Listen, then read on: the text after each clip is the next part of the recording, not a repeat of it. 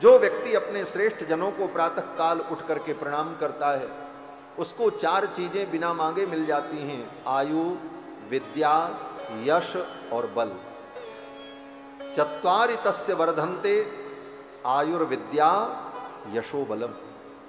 तो राम जी प्रातः काल उठ करके अपने गुरुजनों को प्रणाम करते और गुरुकुल से जो पढ़ करके आए हैं उन विषयों का चिंतन करते, इतिहास पुराण का चिंतन करते, सुनते और अपने भाइयों को समझाते, पिताजी की आज्ञा मान करके ही सारा कार्य करते। आयसु मांग करही पुर काजा। सारे काम राम जी ने संभाल लिया, लेकिन पिताजी से पूछ करके करते। करना तो सब राम जी को, यही मर्यादा है। आप बड़े हो गए, सब काम आपने संभाल लिया, अब पिताजी को कुछ करने की जरूरत नहीं है। फिर भी मर्यादा ये है कि करना तो तुम्ही को है, निर्णय भी तुमको लेना है, लेकिन मर्यादा ये है कि अपने बड़ों से पूछ लो, उनके संज्ञान में डाल दो, तब उस कार्य को तुम करोगे तो तुम्हें आशीर्वाद मिलेगा। करना तो तुम्ही को। राम जी भी करते हैं, सब कुछ राम जी ही संभालते हैं, लेकिन पिताजी से पूछ पूछ कर। आयुष मांग करही पुर काजा। सारे काम को करते हैं लेकिन पूछ कर, और यह देखकर पिताजी को प्रसन्नता होती। राम जी अब बड़े हो गए, अब दशरथ जी को चिंता हो गई। बोले अब क्या चिंता, अब तो राम जी बड़े हो गए, पढ़ लिख करके योग्य हो गए, अब किस बात की चिंता। बोले अब दशरथ जी को चिंता हो गई कि मेरे बेटों का ब्याह कैसे होगा। अब ब्याह की चिंता हो गई दशरथ। और थोड़ी चिंता नहीं, बहुत चिंता हुई महाराज। वाल्मीकि जी वर्णन करते हैं कि दशरथ जी को इतनी चिंता हुई कि उन्होंने अपनी चिंता को सार्वजनिक कर दिया। जब आपको किसी बात की चिंता होती है तो वो चिंता पहले आपके हृदय में रहती है, आप किसी से कहते नहीं हो, सोचते हो। लेकिन वो चिंता जब बढ़ जाती है तो व्यक्ति अपनी पत्नी से कहता, अपने परिवार में कहता। वो चिंता जब और बढ़ जाती है तो अपने मित्रों के बीच में भी वो उसे शेयर करता है। आज दशरथ जी को इतनी चिंता हो गई, मेरे बेटों का ब्याह कैसे होगा, ये इतने बड़े हो गए, अभी तक कोई संबंध नहीं आया, कोई व्यक्ति विवाह का प्रस्ताव लेकर के नहीं आया, अब तो मेरे बेटों का विवाह होना चाहिए। और इतनी चिंता हुई कि दशरथ जी ने अपने पुत्रों के विवाह की चिंता को लेकर के आपातकालीन बैठक बुलाई। आपातकालीन बैठक बुलाई गई, अयोध्या का दरबार लगा, सारे मंत्री बुलाए गए, मंत्रिमंडल बैठा। जैसे संसद सत्र होता है उसी तरह राम जी के विवाह के विषय को लेकर के अयोध्या की संसद बैठाई गई। ये वाल्मीकि जी वर्णन करते हैं। वामदेव बैठे, जाबाली बैठे, मार्कंडेय बैठे, महर्षि कात्यायन, कश्यप, वशिष्ठ, दशरथ जी महाराज, इनके 8 मंत्री, धृष्टिर जयंतो विजय सुराष्ट्रो राष्ट्रवर्धन अकोपो धर्मपालश्च सुमंत्रश्चाष्टको महान। ये दशरथ जी के 8 महामंत्री, धर्माधिकारी, सभी लोग बैठे, दरबार लगा। जब दरबार की कार्यवाही शुरू हुई तो दशरथ जी ने कहा, आज की सभा का विषय है, आप सभी लोग मिलकर के विचार करो, मेरे कुमारों का विवाह कैसे होगा। विवाह के बिंदु पर सभा में चर्चा प्रारंभ हुई। वाल्मीकि जी कहते हैं कि चिंतयामास धर्मात्मा सोपाध्यायस्य बांधवाः। अपने बंधु बांधवों के बीच में, अपने मंत्रियों के बीच में दशरथ जी महाराज ने अपनी इस चिंता को रखा कि मेरे बेटों का विवाह कैसे।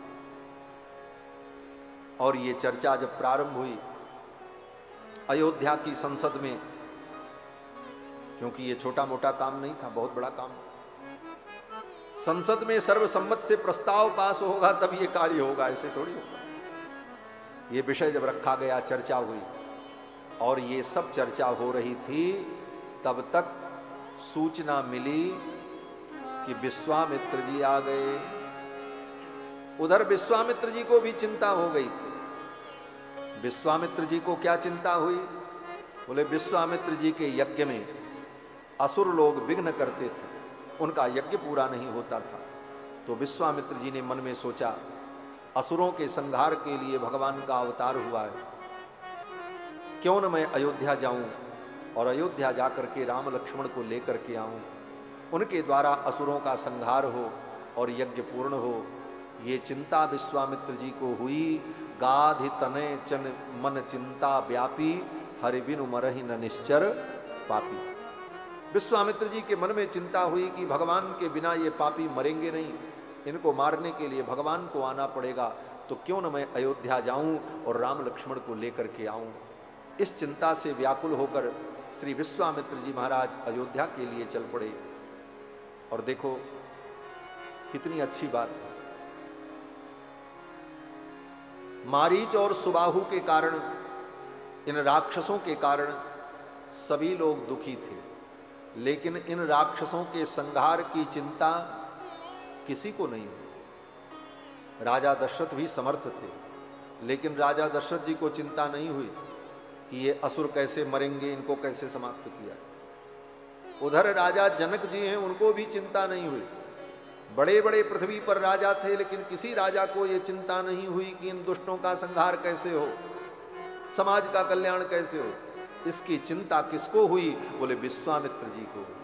गाधि तनय मन चिंता व्यापी, हरि बिनु मरहि न निश्चर पापी। जब जब समाज में कोई संकट आता है, जब जब समाज के ऊपर कोई विपत्ति आती है, तो संत ही आगे बढ़ करके उस विपत्ति को दूर करने का उपाय करते हैं।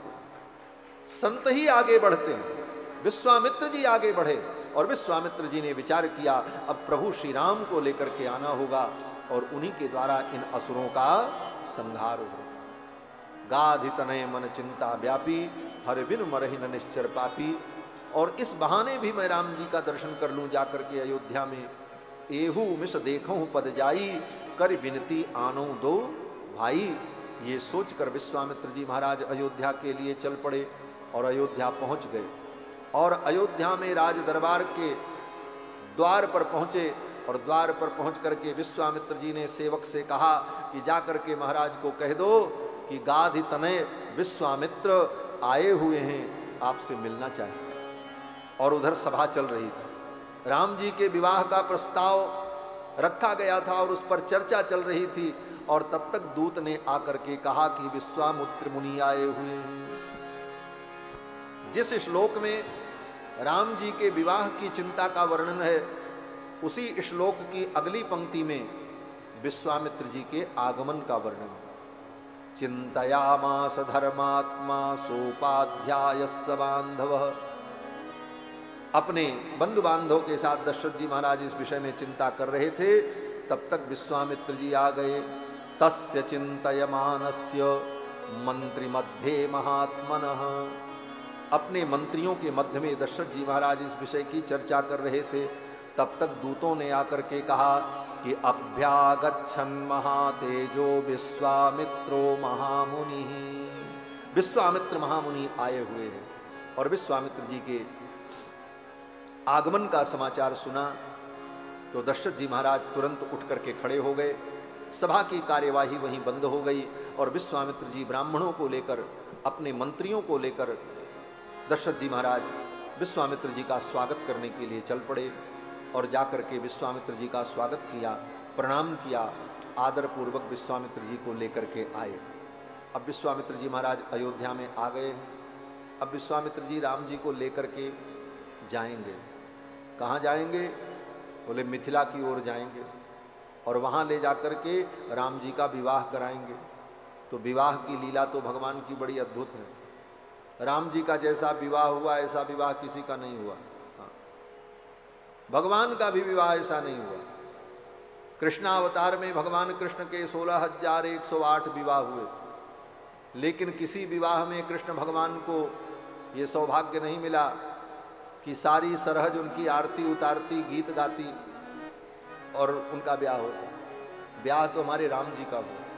पग पग पर एक एक रीति में राम जी के विवाह के गीत गाए गए और बड़े धूमधाम से राम जी का विवाह हुआ। तो कल की कथा में हम सभी लोग राम जी के विवाह का आनंद उत्सव मनाएंगे। कल राम जी के विवाह का महोत्सव मनाएंगे।